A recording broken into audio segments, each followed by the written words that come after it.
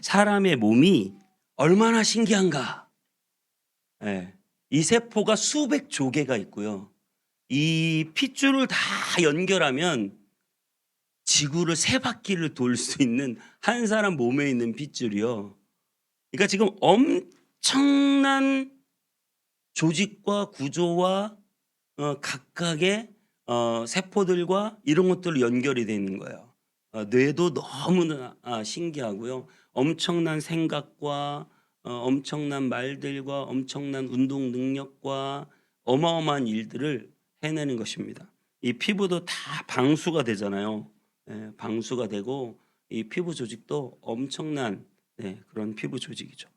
저와 여러분들을 하나님께서 한 땀 한 땀 만들어내신 결과예요.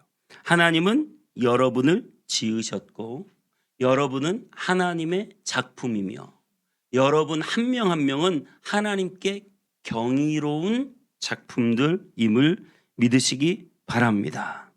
저는 미술을 잘 못해요. 다른 건 잘하느냐 그렇진 않은데 미술은 유독 못했어요. 제가 그리고 제가 만들면 이상해져요. 그런데 피카소가 나보다 더 못 그리는 것 같아. 어떤 거 보면 그림을 대충 이렇게 선을 그어가지고 색칠을 해놨는데 수백억 뭐 어마어마하게 비싸다는 거예요. 왜요? 피카소가 만들었으니까 작품이 되죠. 여러분들은 하나님이 만들었기 때문에 놀라운 작품이 됨을 믿으시기 바랍니다. 하나님께서 여러분들을 이렇게 아름답게 창조하시고 아름답게 만드셨습니다. 창세기 2장 7절은 이렇게 말하고 있죠. 여호와 하나님이 땅의 흙으로 사람을 지으시고 생기를 그 코에 불어넣으시니 사람이 생명이 되니라. 여호와 하나님께서 이 흙으로 사람을 지으시고 그 코에 생기를 불어넣으셔서 생명을 넣으셔서 사람이 됐다. 창세기는 아담에게 또 이렇게 말하죠. 너는 흙이니 흙으로 돌아갈 것이니라. 이사야 64장 8절에 그러나 여호와여 이제 주는 우리의 아버지시니이다. 우리는 진흙이요 주는 토기장이시니 우리는 다 주의 손으로 지으신 것이니이다. 로마서 9장 20절 21절에는 이 사람아 내가 누구에게 감히 하나님께 반문하느냐. 지음을 받은 물건이 지은 자에게 어찌 나를 이같이 만들었느냐 하겠느냐. 토기장이가 진흙 한 덩어리로 하나는 귀 쓸 그릇을 하나는 천이 쓸 그릇을 만들 권한이 없겠느냐. 오늘 본문에도 6절에 이렇게 말하죠. 여호와의 말씀이니라 이스라엘 족속아 이 토기장이가 하는 것 같이 내가 능히 너희에게 행하지 못하겠느냐. 이스라엘 족속아 진흙이 토기장이의 손에 있음 같이 너희가 내 손에 있느니라. 우리는 다 진흙이고 그 진흙이 토기장이를 잘 만나야 되는 것이죠. 저는 고등학교 때 우리 들어가는 현판에 아직도 써 있는 글귀가 지금까지 생생해요. 이렇게 써 있습니다. 저희 고등학교 현관에 큰 현판에 글씨가 이렇게 써 있어요. 흙에서 나서 흙에서 자라 흙으로 가니 흙인가 하노라. 이 사람의 본질이에요. 흙에서 왔다가 흙에서 살다가 흙이 되어 가는 것이에요. 우리는 아무리 내 스스로가 흙이 아니라고 생각해서 나는 나름 가치 있고 뭔가 내 스스로 가치를 내가 스스로 증명하려고 하다 보면 우리에게 덕지덕지 뭔가 뭘 씌워요. 뭘 붙이고 뭘 칠하고 옷을 입고 경력을 만들고 학벌을 만들고 직장을 번듯하게 다니고 교회의 직분을 가지고 좋은 차를 사고 좋은 집에 살면 나를 치장하고 나를 꾸미는데 결국 나는 흙이라는 거예요. 잘 생각해 보세요. 우리는 콘크리트 아파트 속에 삽니다. 뭐 아파트가 아닌 다른 여러 집에 살아요. 콘크리트 속에 살아요. 그 콘크리트 안에 나는 굉장히 특별한 존재라고 생각하는데요. 여러분도 흙이에요. 여러분도 그 콘크리트 속에 사는 흙이에요. 나아만 장군이라고 엘리사 시대에 있었습니다. 그는 아람 나라의 최고의 사령관이에요. 온 국민에게 존경을 받습니다. 전쟁을 나가면 승리하고요. 백성들이 좋아하고요. 왕이 그를 신뢰하고요. 돈도 많고 권력도 세서 날아가는 새도 떨어뜨릴 것 같고요. 모든 부하들이 다 그의 말에 복종합니다. 그는 못할 일이 없는 인생 같았고 가질 수 없는 게 없는 인생 같았어요. 그는 화려한 갑옷을 입고 양쪽 가슴에는 엄청나게 많은 훈장을 덕지덕지 칠하며 자기를 꾸미고 감추었습니다. 그런데 성경이 이렇게 말했어요. 그는 나병 환자더라. 그는 한센병 환자였어요. 그게 우리 인생이에요. 우리 인생이 흙으로 만들어져서 내가 흙인데 나를 자꾸 꾸미고 입히고 덧칠하고 뭔가 특별한 나의 스펙과 나의 부와 나의 명예와 나의 권세를 내가 스스로 아무리 세우려고 해도 내 속은 흙이에요. 내 속은 공허한 것입니다. 우리는 흙에서 나서 흙에서 자라 흙으로 가는 흙인 인생입니다. 아무것도 아니에요. 콘크리트 속에 살지만 우리도 흙이에요. 그런 흙이 누구의 손에 들려져 있느냐가 중요한 것이에요. 아무리 값비싼 바이올린도 아마추어 손에서는 연주가 징징거리는 소리밖에 안 나요. 하지만 아주 싸구려 초보 연습용 바이올린이라도 최고의 뮤지션, 최고의 바이올리니스트 손에 들어가면 어마어마한 음악을 만들어낼 수 있기 때문이에요. 여러분의 흙의 성질을 바꾸는 게 중요한 게 아니라 여러분이 어떤 토기장이를 만나 누구를 만나느냐에 따라서 여러분의 인생이 결정된다는 사실을 믿으시기 바랍니다. 오늘 본문 이스라엘은 하나님의 손에 원래 붙잡혀 있었어요. 다윗과 솔로몬 시대에 오직 하나님만을 예배하며 하나님의 손에 만들어지고 있는 하나님의 영광을 드러내는 작품이었습니다. 하지만 그들은 하나님의 손을 떠났어요. 그 작품이 망가졌습니다. 하나님의 손에 붙잡히지 않아요. 그들은 하나님의 손을 떠났습니다. 그들은 끊임없는 우상을 섬겼어요. 바알과 아세라. 바알은 천둥의 신, 비를 내리는 신, 돈 내려주는 신이에요.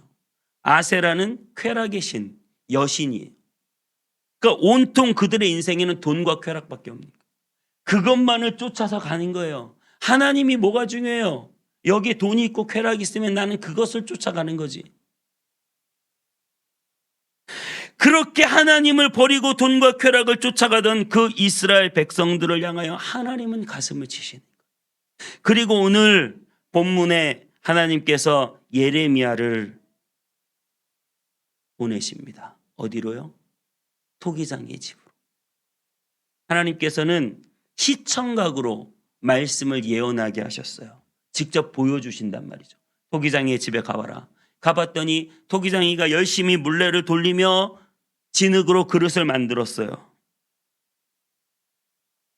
그 토기장이의 손에 진흙이 있는 것처럼 너희가 내 손 안에 있다. 오늘 하나님은 그 말씀을 예레미야를 통하여 하고 계신 것입니다. 여러분이 아무리 화려한 갑옷을 입고 화려한 것으로 치장을 해도 여러분의 존재 자체는 흙이고 그 흙은 토기장이를 잘 만나요. 여러분 스스로 무엇을 할 수 있는 것이 아니라 토기장의 손으로 만들어지고 빚어짐을 믿으시기 바랍니다. 하나님께서 창세기에 땅을 만드셨어요. 그런데 그 땅에 대하여 이렇게 말씀하셨죠. 땅이 공허하고 혼돈하며 흑암이 깊음 위에 있다. 땅이 흙이잖아요. 우리가 그 땅으로 그 흙으로 우리를 만들었잖아요. 그 우리 인생이에요. 아무리 돈과 권력과 쾌락과 좋은 집, 좋은 차, 명품 옷으로 나를 꾸미고 멋진 대학, 멋진 직장, 내 스펙을 만들어서 다른 사람들 앞에 봐라. 내가 이렇게 만들었다. 나는 대기업 재벌이 되었다. 아무리 재벌이 되어도 마음속에 공허함은 채울 수가 없어요. 마음속의 우울함은 이겨낼 수가 없어요. 마음속의 그 혼란, 혼돈스러움은 견딜 수가 없어요. 그 속 안의 흑암, 어둠은 떠나가질 않아요. 그것이 흙으로 만든 우리 인생입니다. 그 땅에 하나님이 창세기에 이렇게 말씀하십니다. 빛이 있으라. 빛이 있으라. 참 빛. 빛이 들어올 때 그들의 공허함은 채워지고 온 지구의 온갖 동식물 모든 것들로 채워지고 그들의 혼돈은 정리되고 윗물과 아랫물로 나뉘어 질서가 잡히고 혼돈이 정리되고 그들의 흑암은 떠나가며 빛이 임하게 되는 것입니다. 저와 여러분의 인생에도 아무리 내가 이 나만 문둥병 걸린 것 같은 병들어버린 내 흙일 수밖에 없는 내 육체를 내가 아무리 꾸미고 내가 아무리 채우고 내가 뭔가를 씌우고 그래서 뭔가 나를 꾸미고 나를 가식을 부리고 나를 포장하려고 해도 여러분 안에 진정한 예수 그리스도의 빛이 들어와야 함을 믿으시기 바랍니다. 하나님이 흙으로 사람을 지으실 때 그 흙은 사람이 아니에요. 그 코에 생기를 불어넣어 생명을 넣어 루아흐를 넣어 드디어 그 사람이 생명이 되고 사람이 되었어요. 예수 그리스도의 진정한 빛 성령의 생기가 여러분 안에 불어오지 않으면 여러분들은 그저 흙일 뿐이에요. 예수 그리스도를 떠난 인생, 성령을 모르는 인생, 예수 그리스도의 빛이 없는 인생은 전부 다 흙일 뿐입니다. 흙에서 와서 흙에서 자라 흙으로 가는 허망한 인생을 살 수밖에 없는 것이 우리의 인생이다 라고 하는 사실이죠. 그 진흙에 가장 가치를 더해 주시는 분은 우리 하나님이신 줄 믿습니다. 하나님이 그 코에 생기를 불어넣으시고 하나님이 그 흙을 작품으로 만들어 가시는 줄 믿습니다. 하나님은 여러분을 가장 잘 아십니다. 하나님은 여러분을 아세요. 하나님이 여러분을 사랑하세요. 시편 139편 1절 4절에 다윗이 하나님과의 관계에 대해서 이렇게 말합니다. 여호와여 주께서 나를 살펴보셨으므로 나를 아시나이다. 주께서 내가 앉고 일어섬을 하시고 멀리서도 내 생각을 하시고 나의 모든 길과 내가 눕는 것을 살펴보셨으므로 나의 행위를 익히 하시오니 여호와 내 혀의 말을 알지 못하시는 것이 하나도 없으시니이다. 하나님은 나를 다 아시는데요. 나를 다 아신다는 것은 그저 지식적으로 나를 아신다는 게 아니에요. 하나님은 나를 아시는데 나를 끊임없는 관심과 사랑으로 나를 아신다. 부모가 그 자식을 아는 것처럼 친밀하게 안다. 우리 은찬이가 은찬이 얘기를 갑자기 해서 죄송하고 우리 은찬이가 끙 하면 이건 무슨 소리인지 지금 뭐가 불편한지 뭐가 힘든지 다 알아요. 엄마는 아기가 이게 젖달라는 건지 이게 이 기저귀를 갈아달라는 건지 졸립다는 건지 다 알아요. 왜 알아요? 왜 알아요? 지식적으로 알아요? 아니요. 그만큼 관심이 있기 때문에 그만큼 사랑하기 때문에 아는 거예요. 그게 부모의 관심과 사랑이죠. 부모는 늘 그 자식을 사랑해서 그 자식을 바라보고 그 자식을 생각하고 그 자식이 어떤 생각과 어떠한 미래를 그리고 있는지 부모는 늘 관심을 갖고 있단 말입니다. 여러분 하나님이 우리의 부모이시고 하나님이 나를 그렇게 사랑과 열정으로 아시는 것을 믿으시기 바랍니다. 하나님은 진흙 같은 나를 아시고 진흙 같은 나를 빚어가시고 진흙 같은 내 코에 생기를 불어넣으시고 진흙 같은 내가 진짜 사람이 되도록 나를 만들어 가시는 분이시다라고 하는 사실입니다. 그러므로 여러분, 주님이 토기장이시고 우리가 진흙이라면 내가 때로는 실패해도 실패가 아니고 좌절해도 좌절이 아니고 고난이 와도 고난이 아니고 이 모든 것은 하나님이 작품으로 만들어 가시는 과정임을 믿으시기 바랍니다. 역대 어떤 예술가도 아무런 고통 없이 대단한 예술을 만든 사람은 없습니다. 늘 문제없이 탄탄대로만 걸었던 사람은 예술의 혼을 가질 수 없어요. 고난당하고 고통당하고 때로는 외면받고 홀로 고독을 삼키며 예술의 혼을 불타는 거예요. 내가 지금 당장 고난을 당하고 어려움을 당하고 고독하고 외롭고 힘들고 어려운 일을 만난다 할지라도 두려워하지 마세요. 낙심하지 마세요. 하나님이 여러분을 사랑하시고 하나님이 여러분을 만들어가고 계신다는 사실을 믿으시기 바랍니다. 하나님은 여러분들이 깎여야 될 것은 깎을 것이고 다시 만들어야 될 것은 만들 것이고 깨트려야 될 것은 깨질 것이고 달구어야 될 것은 불에 넣어 달굴 것이고 물 가운데로 지나가게도 하실 것입니다. 왜요? 그래서 나를 부드럽게 하시고 나를 더 강하게 하시고 하나님은 여러분을 만드시는 토기장인 줄 믿습니다. 토기장이는 망가진 작품을 버리지 않고 다시 만드시는데 오늘 4절에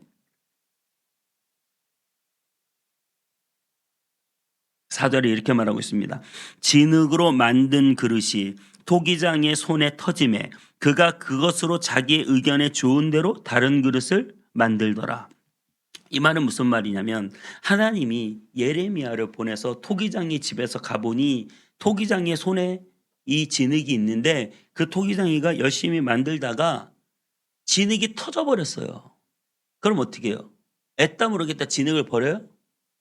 안 버려요. 그 진흙을 다시 수정하시고 다시 만들어 가시는 거예요. 하나님은 오늘 예레미야를 통하여 이스라엘의 회복에 대한 소망을 보여주고 계신 것입니다. 이스라엘은 끊임없이 주님을 배반하고 이스라엘은 끊임없이 세상을 좋아 따라가고 이스라엘은 끊임없이 돈과 쾌락을 쫓아 살아가는 하나님을 배반하는 그런 존재였지만 하나님께서는 그런 이스라엘을 비록 포로되게 하셔서 70년 동안 바벨론의 그 손에서 철저하게 망하게 하시고 당하게 하시고 어려움을 주시고 힘들게 하시지만 그들은 그 바벨론 땅에서 그냥 멈춰져 있는 것이 아니라 그들은 그 바벨론 땅에서 다니엘이 있었고 다니엘의 세 친구 사드락 메삭 아벳느고가 있었고 그리고 에스더 왕후도 있었고 그 많은 사람들을 통하여 철저하게 계속해서 하나님의 말씀을 읽고 묵상하고 연구해서 거기에서 율법을 가르치는 자들을 만들고 거기에서 회당을 짓고 거기에서 주의를 지키며 거기에서 하나님을 섬기는 법을 배우게 하셨습니다. 바로 그거예요.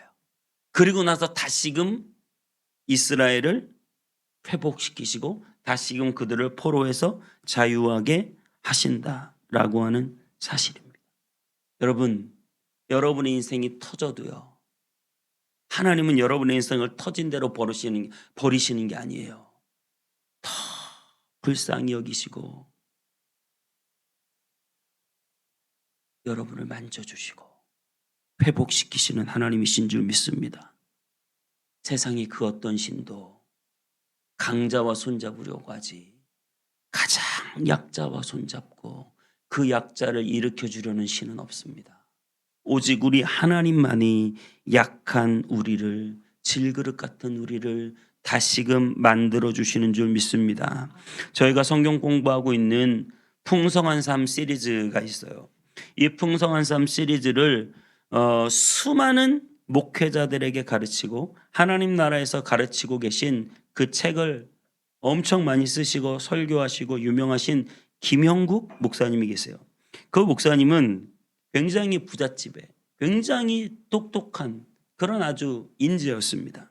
그런데 그분이 미국의 신학을 공부하러 유학을 떠났는데 거기에서 심각한 문제를 만났어요. 전후 좌우 사정은 모르겠지만 아내와 이혼을 하게 되었어요.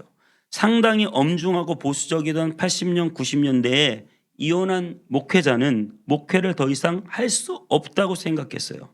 그렇게 낙심하는 가운데 아주 믿음이 좋고 신실한 친구를 찾아 상담하게 되었습니다. 그 친구는 아무런 말 없이 휴지에 잉크를 떨어뜨렸다고 합니다. 그리고 이렇게 말했어요. 우리 인생에 잉크 한 방울이 떨어졌지만 하나님은 이 잉크 자국을 연결해서 너라고 하는 작품을 만들고 계시다. 그는 그 말을 듣고 하나님의 작품이 자기의 인생에 있어서 만들어질 것을 믿으며 낙심하지 않고 힘을 내어 공부를 끝까지 마무리하고 사랑의 교회 부목사를 옥하는 목사님에게 부름받아서 하시다가 그리고 나들목 교회를 개척하시고 그리고 지금은 교회를 4개로 쪼개서 부목사들에게 다 분립개척해서 나누어주고 본인은 하나님 나라 복음 운동, 복음 네트워크라고 하는 선교단체를 통해서 수많은 목회자들을 양성하고 책을 쓰고 목사들의 목사로 지금 그렇게 인정받고 계십니다. 여러분, 우리의 인생이 아무리 지금 터진 것 같아도 하나님은 그 터진 것을 작품으로 만드는 것을 믿으시기 바랍니다. 제 인생에도 수많은 실패와 쓴맛이 있었습니다. 정말 돈 한 푼 없이 사는 날이 하루 이틀이 아니었어요. 수십 년간 제 손에는 아무것도 쥔 것이 없었어요. 20대에는 찬양 사역을 너무 하고 싶어서 찬양 집회를 쫓아다녔습니다. 목요 찬양을 쫓아다니고 작은 개척교회에서요 찬양단 하고 싶은데 교회에서 아무런 악기를 사주지 않잖아요. 그러면 우리가 돈을 모아서 악기를 사고 우리가 친구들에게 앰프를 빌려오고 그렇게 우리가 찬양 사역을 하고 싶어서 찬양 단을 만들고 찬양 집회를 인도하고 지역적으로 찬양 집회를 만들었어요. 교회가 하도 개척교회고 옛날에는 피아노 배우는 게 쉬운 일이 아니었잖아요. 아무나 피아노 배우지 않았거든요. 저희 때는. 그래서 피아노 치는 사람이 없었어요. 교회에 열심히 기타 치고 드럼 치고 남자들이 할 수 있는 거 막 하는데 피아노가 없는 거예요. 여러분 저희 집회 처음 집회할 때는 나의 등 뒤에서가 신곡으로 나왔을 때 피아노 없이 기타 치고 베이스 치고 드럼도 없었어요. 기타 치고 베이스 치고 앰프 친구한테 빌려오고 그렇게 찬양 집회를 했던 기억이 나요. 열정만 가지고 한 거죠. 그래서 반주자를 보내달라고 기도했어요. 기도했는데 정말 뜻밖의 그 당시 그 동네에서 가장 큰 교회 반주자 가장 잘하는 반주자가 저희 교회로 왔어요. 조그만 개척교회로. 상상할 수 없는 일이 벌어졌죠. 그래서 그 반주자님이 합류하니까 엄청나게 찬양 사역이 일어났어요. 저희 교회 반주자님도 검단에서 제일 잘 치시는데 특별히 저희 교회 오셔서 지금 봉사하고 계신 것을 믿으시기 바랍니다. 여러분 다 이 기도의 작품이에요. 어쨌든 그렇게 해서 찬양 사역을 열심히 해서 저는 그때만 해도 사람이 그 환경에서 그거밖에 보이지 않잖아요. 네. 여러분이 제가 노래를 못하는 것 같을 수도 있어요. 그때는 찬양 사역을 하려고 했어요. 아무것도 안 하고 나는 찬양 사역을 해야 되겠다. 열심히 찬양 사역을 준비하고 기도하고 찬양팀을 꾸리고 금식 기도를 하고 그때는 찬양 큐티라는 걸 했어요.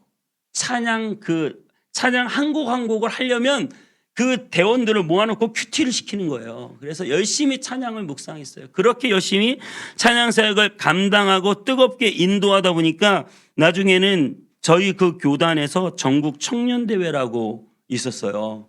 근데 그 전국 청년대회에 갑자기 우리가 스카우트된 거예요.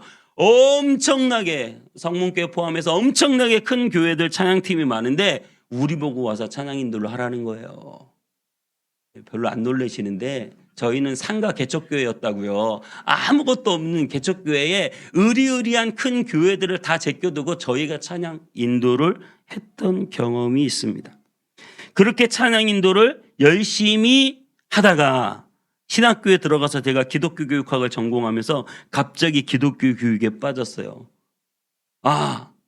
찬양으로 우리가 하나님 앞에 영광 돌리는 것도 중요한데 사람을 하나님의 말씀으로 가르치는 것이 정말 중요하구나. 그때부터 저는 하나님의 말씀을 가르치는 사람이 되고자 했어요. 그래서 제가 옛날 생각나지만 제가 결혼 전 성문교회에서 제가 결혼했는데 결혼 전에 성문교회 처음으로 이건 스카웃도 아니고 아무튼 가게 됐어요. 목사님 두 분의 대화에 의해서 여기 좋은 전도사 있으니까 데려가라. 그래가지고 제가 성문교회 전도사를 갔는데 성문교회에서는 그 담임 목사님도 그렇고 그렇게 소문이 난 거죠. 얘 전국대회 때 찬양인도 했던 전도사래. 찬양인도를 시켜야 되겠다. 이렇게 얘기가 나온 거예요. 찬양인도를 하래요 저한테. 제가 그랬어요. 저는 찬양인도를 절대 하지 않습니다. 저는 말씀을 가르치는 사람이 될 거예요. 저는 아이들을 열심히 말씀으로 가르치겠습니다. 지금 생각하면 건방진 생각인데 혼자 그렇게 빠져 살았으니까. 그래가지고 중등부를 처음 맡았는데요. 그 중등부의 아이들을 가르치려고 얼마나 열심을 냈는지 몰라요. 여기 증인도 앉아 계세요. 제가 아주 열심히 중등부 아이들을 가르쳤는데 그 아이들이 지금 몇 명은 목사가 돼 있어요. 이것도 별로 안 놀라시는데 그런 일이 많이 있으신가 봐요. 몇 명은 벌써 목사가 돼 있어요. 그렇게 열심히 아이들을 가르쳤어요. 뭐 여러 가지 행사 프로그램 다 없애고 우리는 리더십 학교하고 제자 훈련하고 우리는 하나님의 말씀을 배우는 아이들이 되어야 된다. 그래서 열심히 아이들에게 말씀을 가르쳤어요. 그게 너무너무 중요하거든요. 중고등부 때 하나님의 말씀을 배우고 가르치는 게 너무너무 중요해요. 뭐 지나간 얘기지만 제가 성문교회에서 부목사 할 때 그래도 나름 총무 목사니까 늘 전사님들에게 그런 얘기 했어요. 중고등부 전사님들에게 애들 제자 훈련해야 된다. 프로그램 행사로 안 된다. 철저하게 말씀으로 세워놓지 않으면 나중에 다 망가진다. 졸업하면 다 끝장나고 안 된다. 제자 훈련한다. 해야 된다. 그래 지금 제자 훈련을 잘 하고 있습니다. 그렇게 열심히 하나님의 말씀을 가르치다가 나중에 개척을 해보니 전도가 시급한 거예요. 전도가. 그래서 열심히 전도 학교를 따라다니고 전도 훈련을 받고 노방전도 뭐 여러 가지 그런 사역을 많이 배우게 됐죠. 성문교회에 있을 때도 가장 중요한 것이 숫자가 중요한 거예요. 여러분 숫자가 중요한 것을 무시하면 안 됩니다. 저와 여러분들이 모이기에 힘써야 하는 줄 믿습니다. 모이기에 힘써야 돼요. 우리 중고등부 모이기에 힘써야 됩니다. 모여야 돼요. 자꾸 모여야 돼요. 모이는데 숫자가 중요해요. 성문교에서는 모이는데 숫자가 중요했거든요. 원로 목사님 시절에. 근데 그게 그렇게 중요하더라고요. 전도하고 모이고 그래서 그 사람들이 모여서 하나님을 예배하고 하나님을 찬양하고 모여야 불이 붙고 모여야 하나님이 역사하는 것이죠. 그래서 아무튼 개척을 하고 또 교회 훈련을 받으면서 전도의 중요성에 대해서 제가 많이 깨달았어요. 제가 이렇게 첫 번째 찬양, 감정적인 요소예요. 찬양 사역하다가 나중에 하나님의 말씀을 가르치는 교육이 중요하다. 그것이 이제 지적인 요소고 전도의 중요성, 모이는 것의 중요성, 그게 우리의 의지적인 문제라면 지정의로 하나님의 교회를 세워나가는데 찬양과 하나님의 말씀과 전도에 대한 이 중요성들을 제 인생의 그 레퍼토리 안에서 하나님이 하나 채워가는 것을 경험하게 되었다는 것이죠. 여러분, 그때는 그게 실패 같고 만들어내지 못한 무엇인 것 같지만 시간이 흐르면 그 모든 것이 여러분에게 자산이 됨을 믿으시기 바랍니다. 저는 실제로 망가진 그릇이었고 제가 말씀드렸지만 30대 때 팀 사역으로 개척하다가 실패도 경험했고 가진 돈도 하나도 없었고 아무것도 없었지만 하나님께서 제 인생을 끌고 가시고 만들어 가시고 세워 가시고 채워 가시고 주님의 능력으로 만들어 가셨음을 믿으시기 바랍니다. 성도 여러분, 여러분 모두의 인생을 하나님이 만들어 가고 있다는 사실을 믿으시기 바라요. 하나님은 토기장이시고 우리는 진흙인데 진흙 같은 나를 빚어서 하나하나 주님이 쓰시기 합당한 그릇으로 만들어가고 계신다는 거예요. 하나님께서 모세를 그냥 80세에 40세에 왕자였을 때, 혈기왕성할 때, 돈 많고 권력 많고 힘 있을 때 쓰신 것이 아니라 하나님이 40년 동안 궁중에서 법을 배우고 조직을 배우고 행정을 배우고 지식을 쌓게 하시다가 40년 동안 광야에서 광야의 생활을 배우고 고난을 배우고 하나님 의지하는 법을 배우게 하시다가 나중에 80세가 되어서 그가 광야에서 이스라엘을 지도하고 하나님의 말씀을 써내려가는 지식을 갖게 하고 그리고 그 조직을 세워서 조직을 이끌어가게 하는 이 모든 것이 80년의 과정 가운데서 하나님이 모세를 준비하시고 만들어 가신 후에 하나님이 쓰셨다라고 하는 사실이에요. 요셉의 인생도 그렇습니다. 요셉이 아버지에게 사랑받았지만 형들에게 미움받아서 애굽으로 팔려가게 되잖아요. 보디발의 집에 종노릇하다가 그 집에서 가정 총무가 돼요. 가정 총무가 되는데 거기서 또 어려움을 당하고 그 아내의 모함을 뒤집어 쓰고 감옥에 들어가잖아요. 왜 하나님이 이런 일들을 요셉에게 반복시키실까요? 하나님이 그에게 꿈을 주셨고 하나님이 그에게 비전을 주셨고 그를 통하여 무엇인가 하실 줄 알았는데 끊임없이 요셉의 인생에서는 뭔가 되려고 하면 망하고 또 되려고 하면 망하고 그런데 그가 나중에 꿈을 해석하고 총리가 되잖아요. 국무총리가 되는 그 과정에 여러분 어떤 일이 있었습니까? 그는 가정의 총무로 아주 큰 살림이에요. 보디발의 집은 그 보디발의 집의 살림을 다 해봤어요. 그는 국가의 총리가 돼서 그 국가의 살림을 다 만들어 볼 수 있는 내공을 이미 여기서 길렀어요. 그는 감옥에 들어갔어요. 이 감옥은 정치범 수용소입니다. 이 감옥에는 술 맡은 거 하는 장, 떡 맡은 거 하는 장 수많은 정치인들이 몰려 들어왔어요. 그 감옥의 총무가 되었죠. 그 감옥의 열쇠 맡은 자가 되었죠. 모든 사람들이 요셉과 친해지려고 해요. 요셉과 끊임없이 그들의 궁중 야사에 대해서 대화를 합니다. 왕과 신하들과 정치가 어떻게 돌아가는지 요셉은 감옥에서 그들과 대화하고 그들에게 배웠어요. 그래서 그 요셉은 총리가 되었을 때 그저 어쩌다 꿈 하나 해석해서 총리가 된 것이 아니라 그는 철저하게 가정총무로서 총리 역할을 준비했고 그는 철저하게 감옥에서 정치인으로서 모든 준비를 마친 후에 하나님이 그를 들어 쓰신다 라고 하는 사실.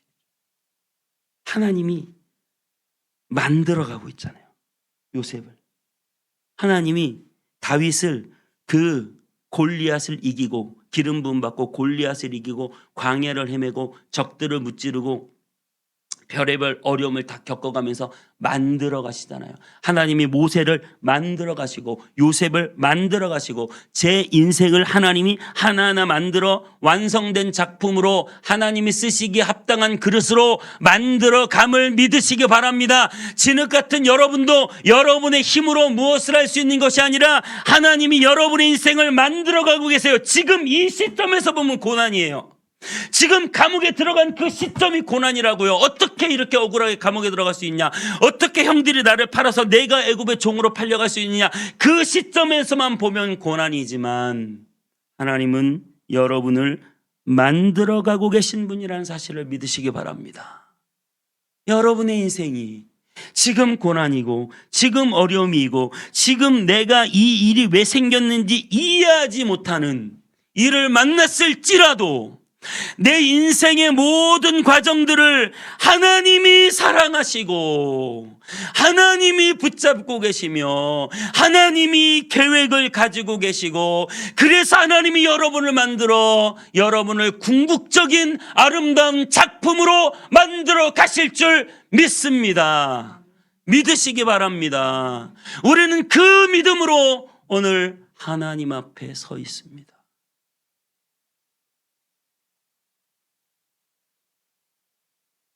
점만 보면 시커멓지만 그 점들이 연결되어 하나의 작품으로, 그 누구와도 비교할 필요 없는, 여러분 누구랑 비교하지 마세요. 예술적 작품들은 비교하는 게 아니에요. 하나님이 여러분을 만드신 인생이에요. 여러분만의 독특한 가치가 있는 놀라운 인생, 그분의 손에서 만들어진 인생임을 믿으시기 바랍니다. 그래서 여러분의 결국은 무엇입니까? 여러분의 결국은 여러분을 위하여 하나님의 아들 독생자 예수 그리스도를 나를 위하여 내어주셨으며, 그래서 예수님은 버림받았고 우리는 하나님의 자녀가 되었고, 하나님은 예수 그리스도를 하늘에서 내쫓으셨는데 우리는 하늘나라의 상속자가 되게 하시지 않았습니까? 이것이 여러분의 인생이에요. 이 놀라운 작품을 하나님이 여러분을 통해 만들어가고 계신다는 사실을 믿으시기 바랍니다. 우리는 원래 진흙 같은 존재입니다. 내 힘으로 할 수 있는 것이 없는 존재예요. 예수 그리스도의 빛이 임하고 성령이 임하여 진짜 사람다운 사람이 되고, 그리고 수많은 고난과 어려움, 물에 넣어서 나를 부드럽게 만들기도 하고 불에 넣어서 나를 강하게 만들기도 하는 이 물시험 불시험을 통과하고 나서 여러분을 궁극적인 하나님의 작품으로 만든다는 사실을 믿으시기 바랍니다. 여러분, 절대 여러분의 인생은 망한 인생이 아니에요. 하나님이 다시 세우시고 다시 만드시고 다시 소망을 주시고 다시 능력으로 붙잡아 주실 줄 믿습니다.